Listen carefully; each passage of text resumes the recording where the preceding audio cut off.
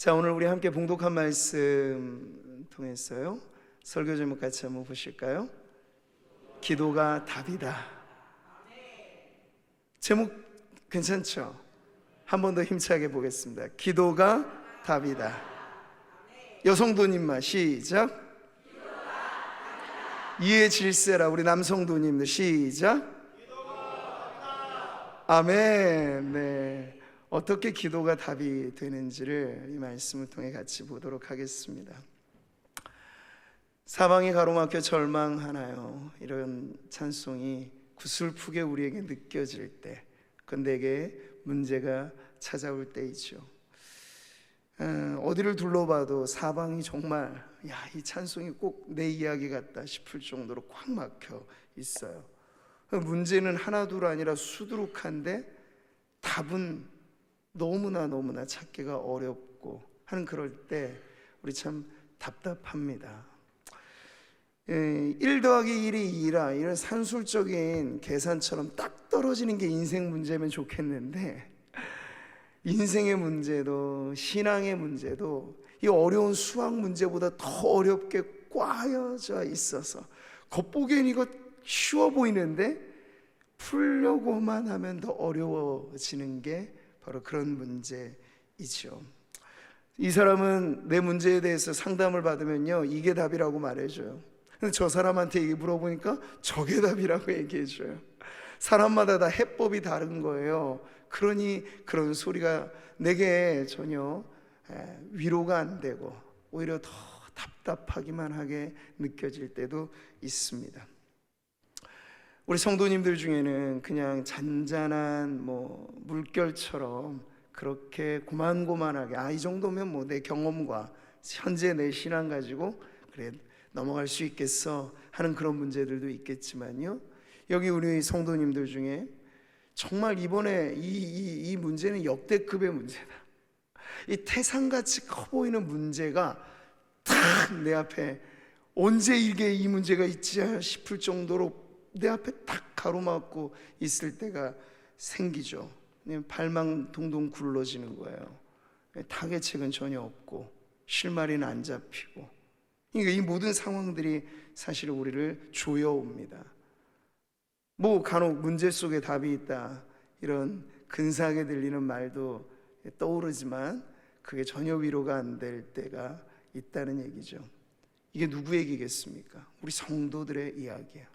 예수님 모르는 세상 사람들의 이야기만이 아니고 예수님 잘 믿고, 그러니까 욥기를 보세요. 얼마나 신실한 성도예요? 얼마나 모범적인 성도였어요? 그런데 하루아침에 역대급의 쓰나미급의 문제가 찾아오는 거예요. 그 당시로서는 이유도 알지 못한 채. 자, 그런 상황이라면 우리가 어떻게 해야 할까요? 이런 찬송의 노래 아시겠죠, 여러분? 지금 당신이 먼저 해야 할 일을, 하나님이 하신 일을 인정하면서 모든 것이 합력하여 선을 이룰 줄 믿고 따라가는 것이죠. 지금 당신이 먼저 해야 할 일을, 하나님이 하신 일을 생각하면서 모든 것이 합력하여 선을 이룰 줄 믿고 따라가는 일이죠. 아무것도 염려하지 말고, 아무것도 염려하지 말고, 오직 모든 일에 기도와 간구로 너희 구할 것을 감사함으로 하나님께 아뢰라.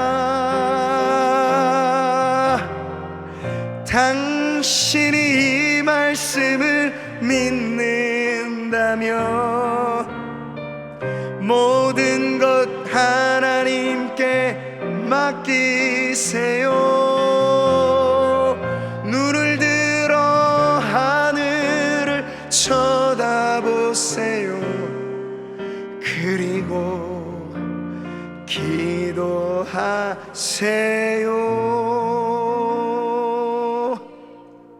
아멘.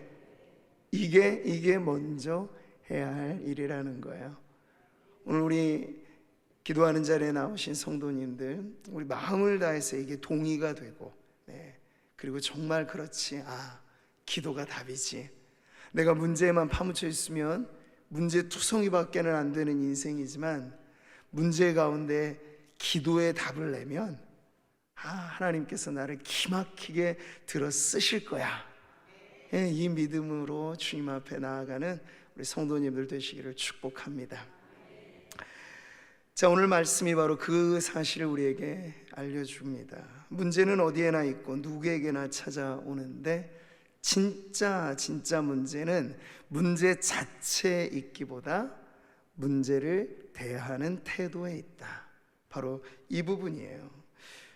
가만히 보시면 그렇죠? 똑같은 문제가 있어요. 코로나는 우리 모두가 경험한 문제였어요. 코로나 시기에 소상공인들 가게가 위태롭고 어려웠다. 가게 운영하는 분들이라면 누구나 겪은 일이었어요. 피할 수 없는 재난이라는 건 누구나 겪게 되죠. 그런데 어떤 사람은 그 문제 때문에 완전히 주저앉아 버리게 되는 반면, 똑같은 문제인데 어떤 사람은 그걸 기회로 붙잡고 일어서는 거예요. 할렐루야. 문제를 대하는 태도에 따라서 똑같은 문제에도 다른 변화가 일어나게 된다는 거죠. 자, 오늘 본문에 등장하는 히스기야 왕, 그는요, 오늘 우리가 19장을 보았습니다만 사실 이 문제의 발단은 앞장에 나와 있는 열왕기하 18장으로부터도 출발을 하죠. 그때가 어떤 일이냐, 바로 그 당시의 초강대국은 아시리아, 성경에 아수르라고 나오는 그 나라였습니다. 그러니까 기원전 701년 정도 경에, 이게 지금 성경에만 나오는 기록이 아니고 그 고대 문헌에 동일하게 이 역사에 대한 기록이 나와 있는 매우 정확한 역사의 기록이죠. 지금 히스기야가 왕위에 오른 지 14년째 되는 해라고 정확하게 그 역사적인 시점을 알려주고 있습니다. 20년 전으로 돌아가게 되면 벌써 북이스라엘이 이 아수르에 의해서 BC 722년경에 완전히 멸망을 당하고, 이제 701년경에는 그 위협이 남유다 왕국에까지, 턱 밑에까지 지금 찾아오게 된 거예요. 대군을 이끌고 아수르 왕 사네립이 지금 남유다에 쳐들어와서 상당 부분 성읍들을 지금 점령하고 난 이후의 이야기가 오늘 바로 열왕기하 19장에 나와 있는 본문의 상황입니다. 그래서 그 사네립이 말이죠, 그 군대를 거느리는 장수들 중에 아주 말을 잘하는 장수 랍사게라고 하는 이 장수를 통해서 선전포고도 하면서 지금 예루살렘 성에 히스기야와 남아있는 백성들이 완전히 갇혀있는 상황에 처했을 때 마치 확성기를 들고 온 국민이 다 들어라 하는 식으로 이 랍사게가 이야기를 하는데, 그 말이요, 온 국민 앞에서 히스기야를 욕보이고 그리고 그의 리더십을 완전히 짓밟는 지금 이야기를 하고 있어요. 너는 반역자다. 감히 우리 아수르를 배반하고 애굽에 가서 손을 벌리다니 하면서 그를 반역자로 몰아세우고, 근데 더 많은 분량의 이 랍사게의 말은요, 히스기야의 신앙을 공격하는 말이었어요. 네가 하나님을 믿는다고? 아무런 쓸모없는 얘기를 하고 있네 하면서, 야, 주변에 많은 신들을 믿었던 나라들을 봐. 우리가 다 짓밟아 버리지 않았어? 그 신들이 그 나라를 건져주기나 하였는가? 전혀 그러지 않았던 걸 예로 들면서 너희도 똑같을 거야. 히스기야가 여호와 하나님을 믿으라 말하지만 이 백성들, 이건 아무짝에도 쓸모없는 신앙일 뿐이다. 이제 곧 보면 우리가 그것을 증명해낼 거다 하면서 히스기야의 신앙마저 조롱하고, 그리고 이것이 너희가 믿는 하나님의 뜻이다라고 말을 하면서까지 하나님을 전혀 믿지도 따르지도 않는 이 불신앙에 빠져있는 이방 왕이요, 하나님의 이름을 들먹이면서까지 지금 조롱을 하고 있어요. 자, 여기까지를 보면 얼마나 참담한 상황인지를 아실 거예요. 히스기야가 지금 완전히 짓밟히고 어디서 지금 이 문제를 누구하고 의논할 수도 없을 만한 완전히 사방이 가로막혀 있는 절망스러운 상황이죠. 자, 이때 히스기야의 이 신앙적인 리더십이 빛을 발하기 시작하는 때입니다. 바로 이때가. 자, 먼저 히스기야는 자신을 향해 쏟아부어주는 이 조롱을 그냥 듣습니다. 그 어려운 일인 거 아시죠? 누군가 나를 욕하면 우리는 배로 욕하고 싶지 그걸 가만히 참고 듣고 싶겠냐고요. 근데 그걸 들어요. 근데 자신이 들을 뿐만 아니라 모든 백성들에게 절대로 랍사게나 그 아수르의 이러한 모욕적인 말들이나 불신앙적인 어떤 공격에 대해서 항변하거나 따지거나 되받아서 이야기하지 말라고 온 국민에게 알려주었어요. 그러니까 열왕기하 18장 36절에 보면 이렇게 나오죠. 그러나 백성이 잠잠하고 온 백성이 잠잠합니다. 그 얘기를 듣고도. 왜 그러냐면 한마디도 그에게 대답하지 아니하니 이는 왕이 명령하여 대답하지 말라 하였습니다. 아멘. 저는 이게 얼마나 어렵다는 걸 우리가 충분히 알 거라고 생각합니다. 대부분은 다 우리는 맞불을 놓지 누가 우리 집에 와가지고 불질러 놨는데 가만히 수수방관할 사람이 어디 있겠습니까? 요즘에는 특히나 다 그런 시대잖아요. 그래서 말이 말을 낳고 말이 말을 낳고 수많은 오해 속에 반목 속 이게 다 말들로 빚어지는 총탄 하나 쓰지 않아도 말들로 사람을 죽이고도 살리고 하는 그게 혀의 권세라고도 성경은 말하는데 바로 그런 게 여기 나오는 거예요. 이미 소천하신 우리 정필도 목사님이신데 그분의 평상시에 목회 지론 중에 가장 철칙으로 여기고 후배 목사들에게 그리고 모든 성도들에게 누누이 가르쳐줬던 가장 중요한 가르침 아주 간단해요. 뭔지 아세요? 따라해 보겠습니다. 입 다물고 기도만 하세요. 이게 어떻게 들리실지 모르겠지만 쉽지 않아요. 그렇지만 그게 정말 신앙화된 교회가 되면 저력이 생기죠. 그러니까 문제가 없는 교회는 어디에도 없어요. 근데 신앙의 저력이 없는 교회는 작은 문제에도 말들이 많아지는 반면 신앙이 저력이 있는 교회는 큰 문제가 와도 그걸 받아내요. 받아내면서 더 꾹꾹 기도로 돌입하는 그런 자세로 취하게 되는 거죠. 할렐루야. 123년의 역사를 이어오며 우리 교회가 저는 그런 신앙의 저력이 있는 공동체라고 믿습니다. 이 얘기 저 얘기 저 말 이 말 많은 말들이 공중에 떠다닐 때 성도님들은 오히려 내가 지금 무엇을 해야 하는가, 내가 지금 먼저 해야 될 것이 무엇인가 기도해서 답을 찾으시기 바랍니다. 입이 근질근질할 때 이건 말하라고 하는 증상이 아니고 이거 꾹 참고 좀 근질거려도 좀 참고 오히려 하나님 앞에 기도해야지 하는 그런 마음으로 기도 태세에 돌입하게 되면요 수만 가지 문제가 밀려와도 우리가 너끈히 그 문제를 이겨내게 될 줄 믿습니다.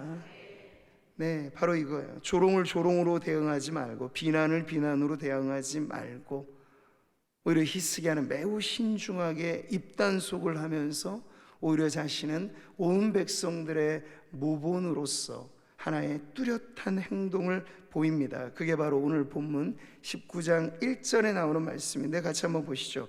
히스기야 왕이 듣고 그 옷을 찢고 굵은 배를 두르고 여호와의 전에 들어가서. 아멘. 히스기야 자신이 암소리도 안 하잖아요. 여기 어떤 말이 있습니까?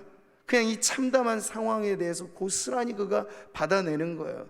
그러면서 그가 제일 먼저 취하는 행동은 어느 사람 찾아가서 도움을 요청하거나 어느 누군가에게 상담받거나 이게 아니고 여호와의 전에 들어가죠. 이건 아주 뚜렷한 의사의 표현인 거예요. 기도하리라. 내가 이 참담한 상황을 끌어안고 기도하리라. 이게 바로 문제를 대하는 히스기야의 태도였던 것이죠. 사랑하는 성도 여러분, 오늘 저는 히스기야의 이 모본이 오늘 살아가는 저와 여러분의 문제 많은 세상 속에서 성도 개인도 그렇고 교회도 이따금씩 때때로 문제가 찾아올 때 우리가 취하는 행동이 바로 이것이 되기를 바랍니다. 크든 작든 문제는 하나의 신호라는 거예요. 무슨 신호일까요? 따라해 보겠습니다. 하나님을 찾으십시오. 네, 기도하라는 신호예요. 성경의 말씀을 보시죠. 환난 날에 나를 부르라.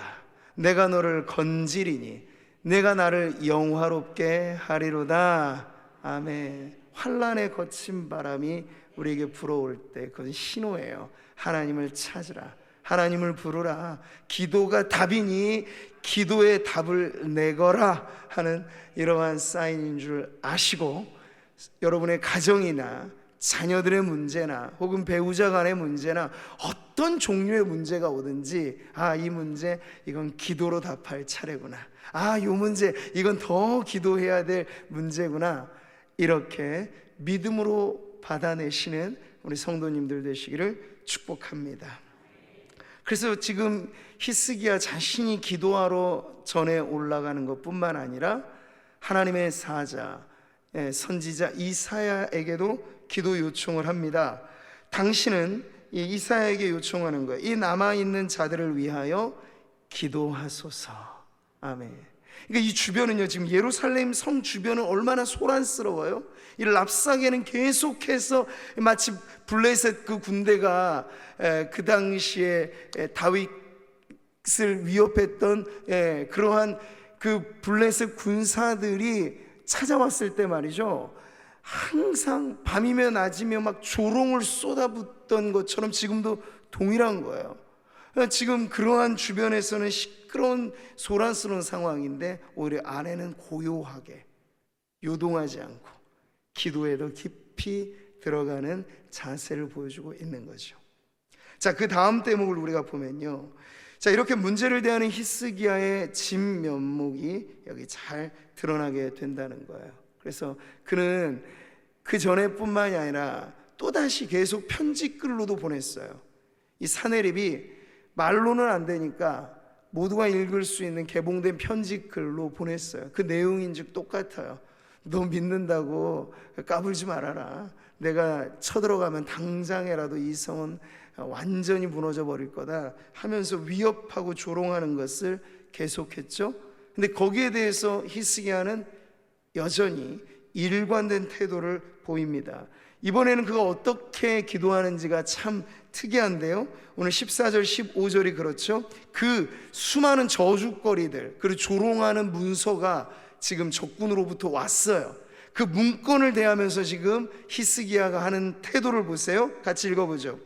히스기야가 사자의 손에서 편지를 받아보고 여호와의 성전에 올라가서 히스기야가 그 편지를 여호와 앞에 펴놓고 그 앞에서 히스기야가 기도하여 이르되, 아멘. 바로 이거죠. 이거 문제거리를 한가득 끌어안고 찾아갔던 곳, 그건 바로 하나님의 임재가 머무는 성전입니다. 그리고 하나님 앞에 가서 그 문제를 어떻게 해요? 펼쳐놓죠. 그는 문제를 푸는 열쇠가 기도라고 하는 사실을 믿었기 때문이에요. 자, 문제, 위기는 우리가 흔히 그 사람의 어떠함을 드러내는 때라고 말을 합니다.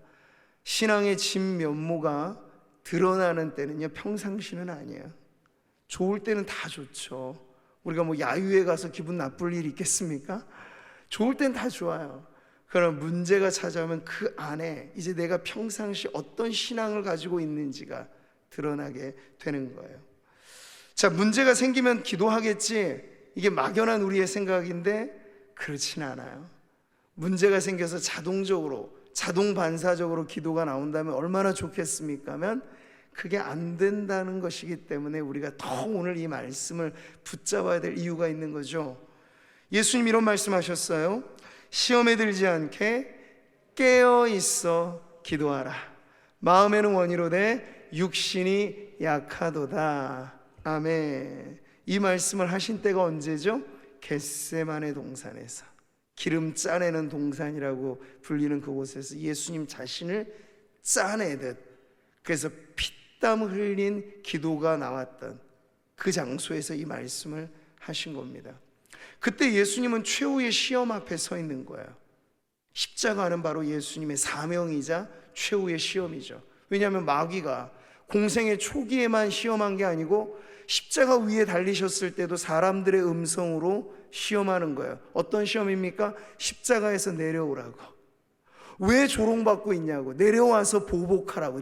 만약 당신이 하나님의 아들이어든, 이거 똑같은 시험이잖아요. 입증해 보라는 거예요. 기적을 통하든 어떤 것으로든 십자가에서 내려오라는 거죠. 그러면 끝나버려요. 예수님이 이 땅에 오신 이유가 사라져버려요. 그래서 힘들어도 끝끝내 완수해야 되는 것이 십자가의 사명이었기 때문에 지금 마귀는 예수님의 마음 안에 엄청난 지금 막 시험을 던지고 있는 겁니다. 그래서 예수님이 심지어 내 마음이 심히 고민하여 죽게 되었으니, 이럴 정도까지 예수님이, 사실 우리가 성경 어디에서 이런 예수님의 심정을 본 적이 있습니까? 딱 겟세마네 동산 십자가 앞에 이르르셨을 때 예수님이 이토록 괴로워하셨어요. 자, 그럴 때 결국 예수님은 예수님 자신이 본을 보여주셨죠. 이 문제, 정말 죽을 것 같은 괴로움의 이 문제 앞에 예수님은 한 번으로 안 되면 두 번, 두 번으로 안 되면 세 번 연이어서 동일하게 하나님 앞에 나아가 피땀이 흘려질 정도로 간절하게 아버지 하나님 앞에 매달려 기도하셨던 거예요.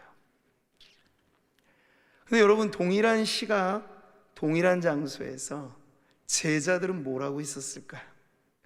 예수님의 기도 소리가 안 들렸을까요? 들렸습니다. 근데 그들의 피곤이, 육신의 약함이 오히려 예수님의 그 짜절한 기도 소리보다도 더 강해서 그들은 예수님이 피 흘려가며 기도하는 그 사선을 넘는 기도의 자리에서 잠들어 버리고 있는 장면을 동시간에 보여주고 있어요. 그래서 제가 말씀을 드리는 거예요. 문제가 저절로 기도를 유발하는 게 아닙니다. 깨어 있으려고. 어떤 깨어 있음이에요? 기도하려고 깨어 있어야 문제가 찾아올 때 이게 답이다라고 우리가 낼 수 있는 거예요. 그러니까 이 이스라엘의 역대 왕들 중에 히스기야는 그래도 매우 기도의 왕으로 출중한 왕이었거든요. 다른 왕들은 보세요. 외적들이 쳐들어오면 걸음아 나 살려라고 도망가거나 대부분 이 주변의 다른 나라들에게 원조를 요청하거나 이랬다고요. 그러나 히스기야는 아주 뚜렷한 특징이 문제에 답을 낼 줄 알았어요. 기도라고 하는 답을 낼 줄 알았던 것이죠. 따라해 보겠습니다. 기도하려면 깨어 있어야 됩니다. 자, 중간에 잠들어 있는 성도님들, 기도하려면, 다시 한번, 기도하려면 깨어 있어야 합니다. 네, 그건 우리의 마음에 깨어 있음이죠. 영혼의 각성이고요. 그래서 문제의식으로 깨어 있어야 되고, 기도가 답이다라고 하는 믿음으로 깨어 있어야 되고, 하나님이 반드시 내 기도를 들어주실 거야, 이 확신으로 깨어있는 성도들 되시기를 축복합니다. 그러면 그야말로 정말 히스기야의 간증이 오늘 저와 여러분에게도 간증이 되리라고 믿습니다. 바로 답이 되는 기도, 바로 그것이죠. 자, 히스기야가 하나님 앞에 그 저주로 가득한 이 적군의 편지를 펼쳐두고 하였던 기도가 이제 오늘 우리가 읽은 본문에 나오잖아요. 그러니까 처음에 드렸던 기도, 이 기도예요. 같이 봅니다. 그룹들 위에 계신 이스라엘의 하나님 여호와여, 주는 천하 만국의 홀로 하나님이시라. 주께서 천지를 만드셨나이다. 아멘. 자, 우리 성도님들 중에 기도하고는 싶은데 기도가 어떤 건지 잘 모르겠고 어디서부터 어떻게 기도해야 될지도 모르겠고 하는 분들이 계실 거예요. 기도의 마음은 굴뚝 같은데, 그런 분들에게 제일 좋은 기도의 교과서는 다름 아닌 성경이죠. 물론 우리는 그 가운데서도 가장 권위 있고 확실한 기도를 이미 알고 있어요. 예수님이 가르쳐 주신 주기도가 바로 그것이죠. 근데 성경에는 주기도만 나와 있는 게 아니에요. 구약과 신약을 여러분이 이제 기도의 눈으로 읽어보면 여기 주옥 같은 기도문들이 엄청나게 많이 있어요. 그러니까 기도하고는 싶은데 뭘 어떻게 기도할지 모르는 성도님들, 오늘 히스기야의 이 기도를 오늘 설교 시간에만 듣고 끝내지 마시고 이걸 여러분의 입에 쫙 달라붙고 내 마음에 완전히 스며들 수 있을 정도로 이걸 반복해서 여러분의 개인 기도 시간에도 이 기도를 읽는 것이 기도가 되도록 그렇게 나아가시면 좋겠죠. 그 중에 제일 좋은 기도문이 시편이에요. 시편의 모든 내용은 다 성도들의 기도 소리거든요. 기도는 필요한데 막막하다, 뭘 어떻게 해야 될지 모르겠다, 그러면 바로 이런 히스기야의 기도와 같은 정말 이 위기의 순간 어떻게 이렇게 기도할 수 있을까 싶을 만큼 모범적인 기도의 내용을 여러분의 입으로 고백하면서 이것이 나의 기도가 되게 하시는 우리 성도님들 되기를 바랍니다. 기도의 첫 단추를 아주 잘 끼웠죠. 예수님의 기도와 히스기야의 기도의 공통점은 기도는 거두절미 본론부터가 아니고 기도는 매우 관계적인 대화예요. 아무리 급해도 하나님을 하나님으로 대해드리는 게 기도의 시작이에요. 그렇죠?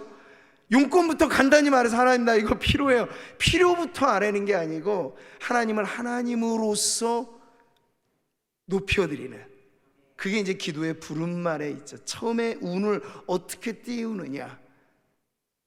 예루살렘 성 전체가 18만이 넘는 대군에 의하여 지금 완전히 포위된 상태. 그 안에서 히스기야의 첫 기도 소리가 그룹들 위에 좌정하신 이스라엘의 하나님 여호와를 고백하고 있다는 건 참 놀라운 고백이죠. 이건 현실에만 안달복달 못하면 이렇게 매여 있는 것이 아니라 초월적인 신앙을 보여주고 있어요. 하늘에 계신 우리 아버지요, 이런 고백과 매우 흡사한 거죠. 만약 히스기야가 이 땅에만 발이 붙어 있어서 당장 죽을 것 같은 위기에만 빠져 있으면 기도가 뻗어나오지 못하겠죠. 근데 지금 히스기야로 말하자면 기도를 할 때 고도를 높였어요. 어느 정도로 높였습니까? 만물에 충만하신, 그룹들 위에 존재하시는 그 하나님의 자리에서 하나님을 마치 아련하듯이 하나님 앞에 엎드리면서, 마치 우리가 높은 비행기 고도 위에 올라가면 땅 안에 모든 게 높은 빌딩도 성냥갑처럼 보이고, 야, 저기서 많은 사람들이 지금도 한 평이라도 더 넓히려고 애쓰고 살고 있지, 나도 땅에 내려가면 그렇게 살고 있지. 그런데 올라가서 보니까 어때요? 이게 별것 아닌데, 하늘 위에서 내려다보면 이 작은 땅덩어리 가지고 이 뭐 가지고 이렇게 아웅다웅하면서 살까? 고도를 높여서 보면 시각이 바뀌게 되는 거예요. 그러니까 하나님의 편에서 지금 이 문제를 바라보니까 히스기야에게 기도의 폭이 훨씬 더 넓어지는 것을 그가 경험하게 된 것이죠. 그러나 하나님 고백하기를 천지를 창조하신 분이라 고백하고, 또 하나님에 대한 어떤 신앙의 고백을 하고 있습니까? 천하 만국을 다스리는 분이라고 고백하고 있습니다. 아수르가 그 당시에 절대적인 왕국이었어요. 예수님 당시에 로마가 그랬고, 지금으로 말하자면 우리는 다 강대국들 그 싸움에 고래 등에 터져나가는 새우처럼 그렇게 있잖아요. 고래 싸움에 터져나가는, 뭐 미국이니 러시아니 중국이니 이렇게 하면서 강대국들이 힘겨루기를 할 때 매우 연약해 보이는 우리 자신을 느낄 수 있습니다. 근데 그럴 때 말이죠, 히스기야처럼 기도하면 기도가 달라지는 거예요. 어떻게? 지금도 하나님은 만국을 통치하시는 하나님이십니다. 따라해 보시죠. 하나님은 만국을 통치하시는 분입니다. 지금 뭐 미국의 대통령이 바이든, 우리나라의 대통령이 뭐 윤석열 대통령. 근데 그들의 임기는요, 매우 짧다는 고정불변의 특징이 있습니다. 하나님의 섭리가 때로는 이 사람을 등용하고 때로는 저 사람을 등용하면서 결국에는 모든 것이 합력하여 역사는 하나님이 돌리신다라고 하는 그 진리가 입증되도록 하는 것입니다. 지금 우리 당장은 몰라요. 70년이 넘는 긴 세월 동안 저 북한 땅이 왜 아직까지도 안 변할까? 3대 세습까지로 왜 내려올까? 그러나 여러분 앞으로 분명 보실 거예요. 3대가 넘어오는 악습과 3대의 우상체제가 그대로 계속해서 자손 만대로 하나님께서 가게 내버려 두시겠는가? 하나님이 다루실 것입니다. 그러니 너무 긴장하거나 조바심 내지도 말고 하나님의 통치 앞에 우리가 히스기야가 그 문건을 펼쳐두고 기도하였듯이 이 역사의 모든 뉴스거리들을 우리가 고민하고 걱정하지 말고 하나님 보시옵소서. 지금 돌아가는 꼴이 이렇습니다. 그러나 하나님, 우리가 믿기로는 이 나라의 주권자는 오직 하나님이십니다.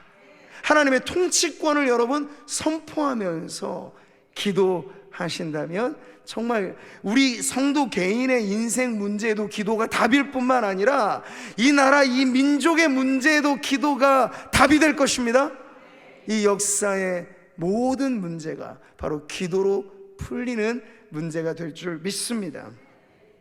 답이 되는 기도, 그 기도의 답으로서 오늘 히스기야가 하나님 앞에 아뢰일 때 그는 하나님의 능력이 적어도 저 아수르 사내립보다 크시다는 믿음은 갖고 있었던 거예요. 근데 여러분, 이게 실제하는 믿음이냐 아니면 가상의 생각이냐는 차이는 있겠죠?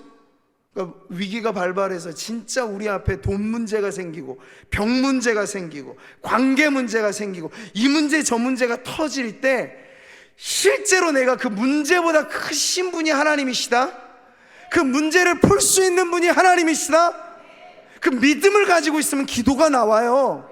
그래, 그 믿음이 없으면 질식할지언정 기도가 안 나오는 거죠. 턱 숨이 막힐 정도로 답답한데 기도는 안 나오는 거예요. 왜냐하면 이 문제보다 하나님이 크시다는 믿음이 없기 때문에 그래요. 믿으라. 예수님 그래서 믿기만 해라, 믿기만 해라. 여러분, 믿기만 하십시오. 나의 믿음 없는 것을 도우소서. 우리는 때로 하나님 앞에 솔직히 그렇게 기도할 수밖에 없는 나의 여린 믿음을 봅니다. 오늘 히스기야가 사내립, 그 아수르의 최대 강국이 자신들을 에워싸고 있는 바람 앞에 등불 같은 그러한 위태로움 속에서도 하나님은 만국의 통치자이십니다라는 믿음을 가졌듯이 오늘도 우리 안에 그 믿음 있기를 축복합니다. 시편의 이 기도가 바로 그런 믿음의 당찬 고백이죠. 같이 읽습니다. 문들아 너희 머리를 들지어다. 영원한 문들아 들릴지어다.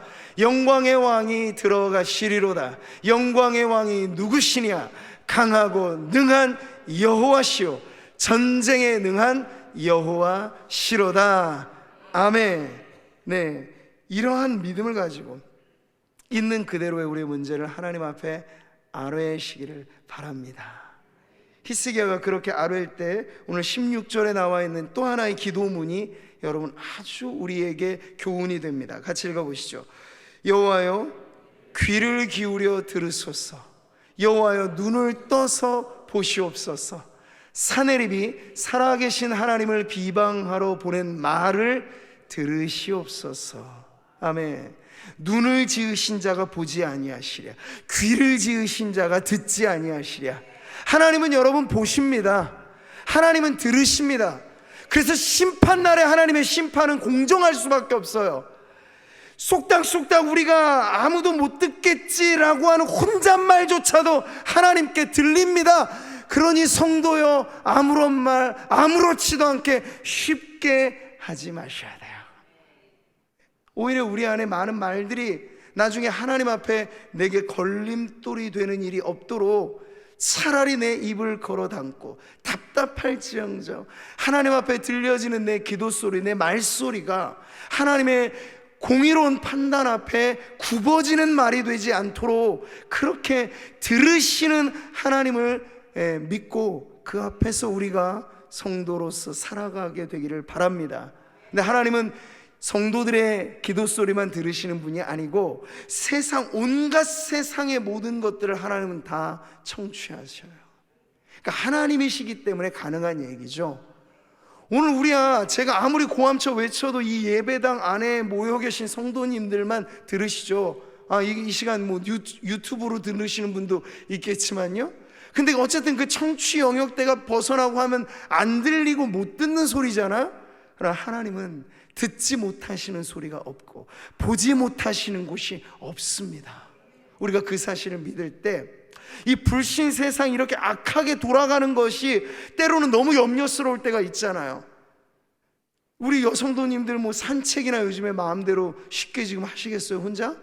산에 가거나 어디 산책로 호적한 곳에 가거나 할 때 이제 사람이 제일 겁나는 시대를 우리가 지금 살고 있으니까 이런 모든 것들이 우리를 막 옥죄면 두려움이 막 가득하죠.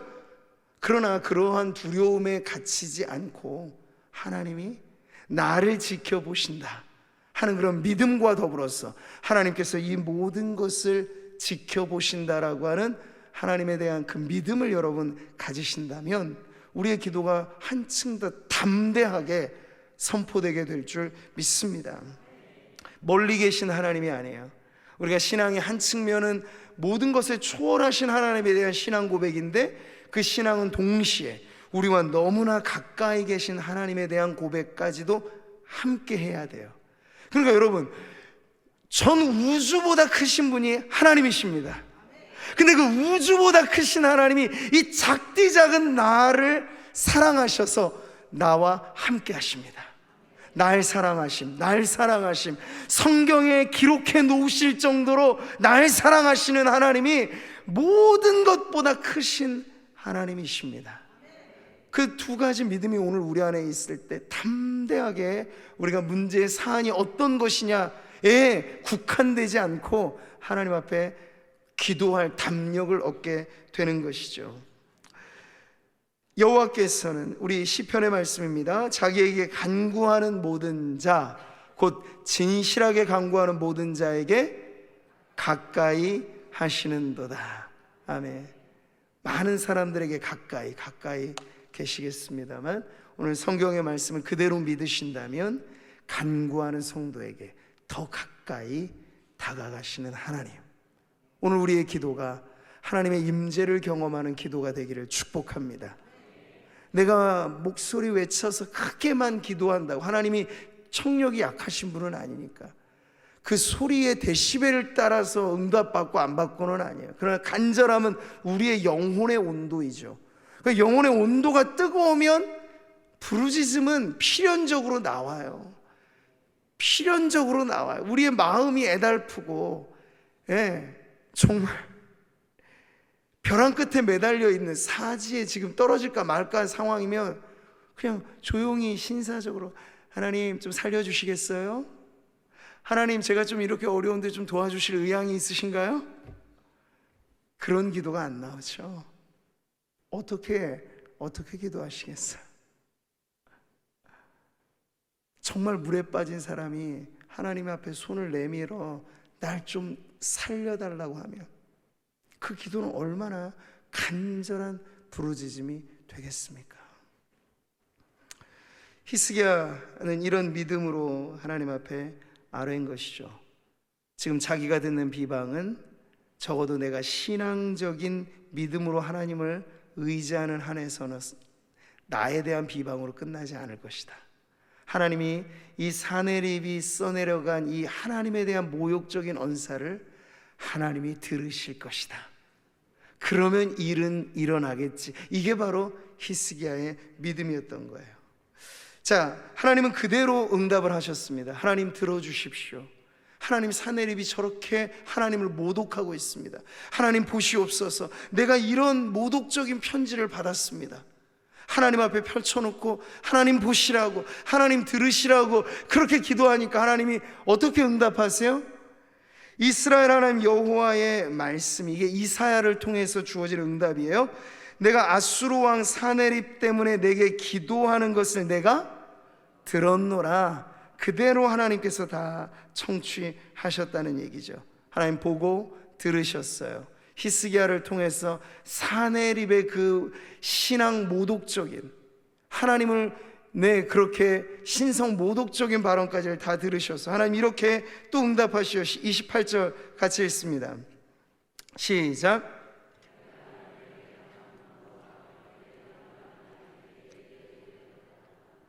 그러므로 내가 갈고리를 내 코에 꿰고 재갈을 내 입에 물려 너를 오던 길로 끌어 돌이키리라. 아멘. 이 응답은 누구한테 주어진 응답이죠? 사내립에게 주어진 응답이에요. 참 놀랍지 않습니까? 우리가 나라와 민족을 위해서 그 사람의 신앙이 있든 없든 우린 그걸 담보로 하는 게 아니고 우리의 믿음을 가지고 하나님 앞에 기도하는 거예요. 저 북녘 땅 지금도 김정은이 자기는 혼자 호의호식하면서 수많은 백성들이 굶주려 죽어가는 것을 모른 채 그렇게 하나님의 있어야 될 자리에 자신을 신성시하도록 만들고 하는 그 부분을 우리가 이 애끓는 심정으로 기도하면 하나님이 보신다고요. 그리고 하나님의 응답이 저 북한 땅 김정은에게까지도 오늘 사내립에게 말씀하셨던 것처럼 그렇게 응답되어지는 날, 여러분 북한의 역사가 바뀌어질 것입니다. 이 나라 한반도의 역사가 바뀌어지게 될 것입니다. 그러니까 기도란 얼마나 위대한 일입니까? 정치 외교가들이 할 수 없는 그 일을 기도의 사람은 할 수 있습니다. 하나님이 움직이시면. 절대 강국도 어떻게 바꿔갈, 그러니까 영원한 강국은 이 세상 역사에 어디에도 없었죠. 아수르도 한물 갔어요. 그 다음에 온 바벨론도 한물 갑니다. 로마도 한물 갑니다. 절대적인 강국은 절대적으로 쇠퇴한다는 게 역사의 교훈이에요. 근데 그걸 누가 이끌어 가실까요? 바로 하나님께서. 교만이 하늘을 찌를 듯하며 하나님보다도 자기를 앞세우는 그러한 권력가들에게 대하여 하나님 한번 이렇게 응답하시기 시작하면 그 자리가 얼마나 하루아침 3일 천하로 무너지는 자리가 된다는 걸 하나님 명명백백하게 보여주신 거죠. 그래서 오늘 본문의 마지막 결론이 우리가 읽지 않았습니다만 그 18만 5천이라고 하는 그 당시 히스기야가 이 기도를 하기 전까지만 해도 그 예루살렘을 두고 있었던 자그마치 18만 5천입니다. 그들이 어떻게 되었는가를 한번 보시라고요. 마지막에 말씀 보시죠. 이 밤에 여호와의 사자가 나와서 아수르 진영에서 군사 18만 5천 명을 친지라. 아침에 일찍이 일어나 보니 다 송장이 되었더라. 아멘. 여러분, 픽션이 아니고 논픽션이에요.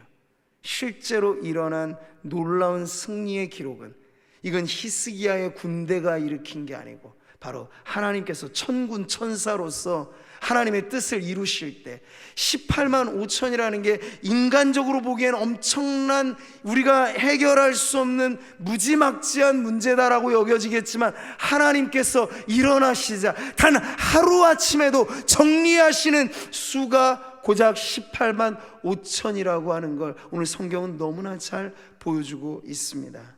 그러니 사랑하는 성도 여러분, 오늘 이 히스기야의 기도를 우리가 교훈 삼아서 오늘도 이러저런 문제 속에 파묻혀 있지만 말고 오늘 우리의 손에 그 키가 들려져 있어요. 기도가 답이라고 하는 이 기도의 열쇠를 지금 하나하나 우리 성도님들이 다 쥐고 계신 거예요. 한번 여러분 정말 그런가 해보세요. 여러분의 문제에 기도의 키를 넣어보세요. 히스기야처럼 한번 펼쳐놔 보세요. 내 인생의 문제 끙끙 앓지만 말고 나 이런 문제 저런 문제 있습니다. 하나님 앞에 들려드리세요. 하나님 앞에 보여드리세요. 있는 모습 그대로 아뢰세요. 그럴 때 그 기도의 키가 과연 마스터 키가 되느냐 아니냐를 경험하게 하시는 것, 하나님의 응답이 바로 그것을 보여주실 것입니다. 문제가 있을 때 기도로 답하는 성도 되시기를 축복합니다. 끝으로 한번 힘차게 외쳐보겠습니다. 기도가 답이다. 자, 우리 여성도님들 시작. 남성도님들, 기도가 답이다. 한 번 더 힘차게. 기도가 답이다. 할렐루야. 이제 우리가 그 답을 낼 차례입니다. 우리 한번 힘차게, 마음속에 근심이 있습니까? 여러 가지 많은 문제 있습니까? 개인이든 가정이든 교회든 어떤 문제가 있더라도 기도가 답이다. 남편에게 문제 있어 기도하는 아내분들 계십니까? 남편의 문제 뭐가 답이라고요? 아내의 문제 때문에 고민하는 남편분들 계십니까? 아내의 문제, 답은 하나니까 답을 말하시면 돼요. 자, 자녀들의 문제 때문에 고민하는 분들 계십니까? 할렐루야. 우리 교회에게 있어서도 마찬가지입니다. 언제나 기도가 답입니다. 그 마음 가지고 우리 힘차게 그 답을 내는 시간 이어가도록 하겠습니다. 박수 치면서 찬양하죠.